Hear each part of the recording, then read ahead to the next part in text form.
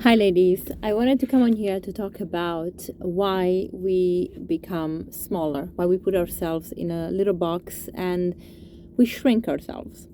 The conversation today that I had with a friend was really impressive because we're talking about what makes us happy, but also what stops us from actually following that happiness. And really, sometimes what that is the fact that we feel that if we step out of the comfort zone, we are really not worthy of actually doing that. We're not authorized. That's not our right to actually want more, that we are greedy, that if we want more, we feel we are demanding and this is because society has created that, right? And it's not just for women, it's for men as well. So what we do is that we think that we cannot make steps towards happiness if they are, well, uncomfortable or unconventional.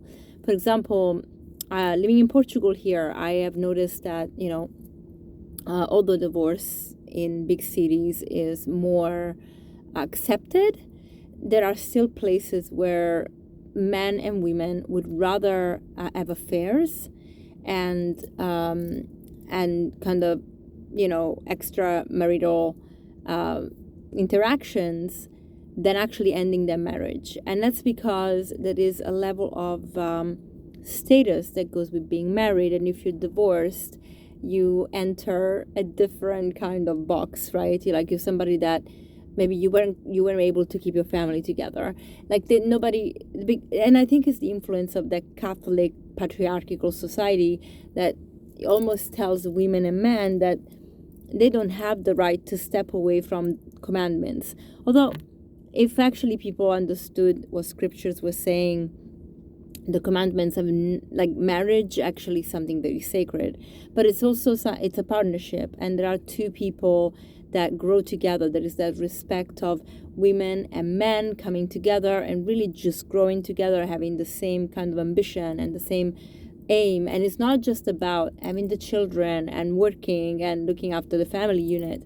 That's important and we have to treasure it. But if two people don't get along and they don't grow together and they actually don't talk to each other, they don't support each other, then that actually doesn't benefit the family unit either.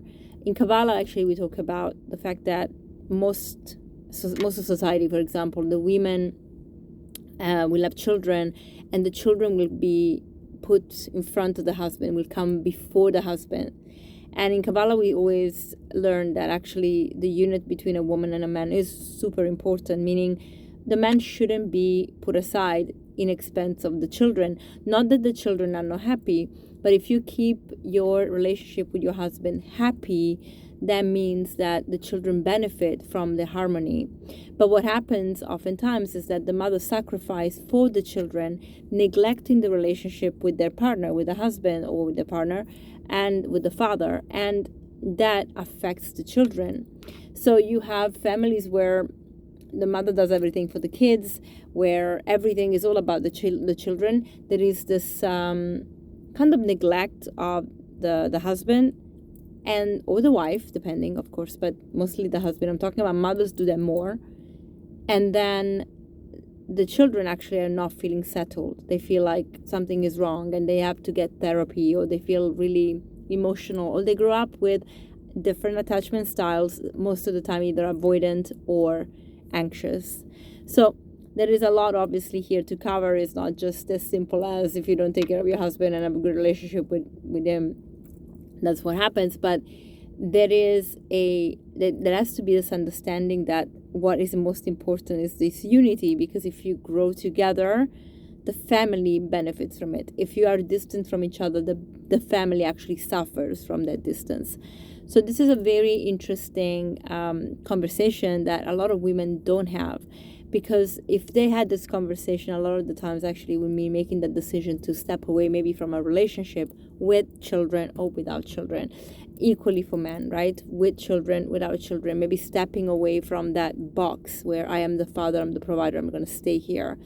And the truth is that we can be very good parents even if we're not together with our spouse, because ultimately the love that we give to our children has nothing to do, in a way, doesn't depend on having a relationship with our spouse.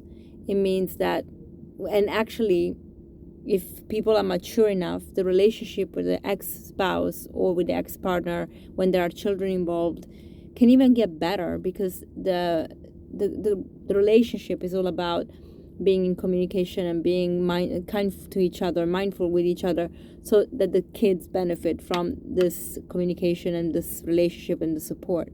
And it's not about fighting and using the children against each other.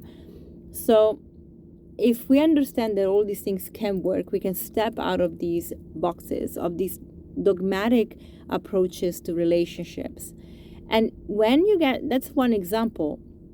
Women do this with everything. I feel like, especially, this is actually one of the reasons why when we get into menopause, perimenopause, and especially menopause, but in perimenopause it starts and we meet our dark night of the soul, a lot of us are just done with our relationship because we have sacrificed who we are, what we want, what we believe is true, and we haven't ventured outside this box to be a better version of ourselves. We think that if we do that, we are going to be judged or we're not going to fit in. And quite honestly, yes, we are going to be judged because society is very close-minded a lot of the time. Are we going to fit in? Maybe not, but do you want to fit in into something that you just don't feel part of? So that's something to actually ask ourselves. And I think it's really, once you ask yourself that, it makes the world make a lot of sense. So I wanted to share this because this conversation came up and I feel like we need to actually talk more about this. We need to talk about the fact that when we are authentic, we're going to make choices that are hard, that are difficult, that make us step outside this comfort zone, but they also allow us to have this exponential growth. And once we have that, everything changes. Our career, our love life, our physical health. I cannot tell you how much healthier I am now that I was in my 20s, that I was in my 30s, how much happier I'm becoming now in my 40s. My physical body is the best shape I've ever been because now I don't eat out of emotional comfort. I don't need it because I'm actually working on those emotions. I'm eating because I want to nourish myself. So I make the best choices in food. I know when to eat. I know when to fast. I listen to the cues of my body. If I'm hungry, if I'm not hungry. I exercise because I love it. I make a point of having a routine every day. I prioritize my well-being, mental and physical, without the guilt. And that allows me to just create the life that I want. It starts with small little things, and I cannot tell you the ripple effects that are happening. So I really want you to feel empowered to do that. So guys, big kiss, and if you want to carry this conversation on, let's do it in the comments. I love you to really just open up. We need to be able to talk about these things. We need to be able to share. Social media can be inundated with BS. Let's just actually make the conversations really helpful, because then we can help each other. Okay, bye.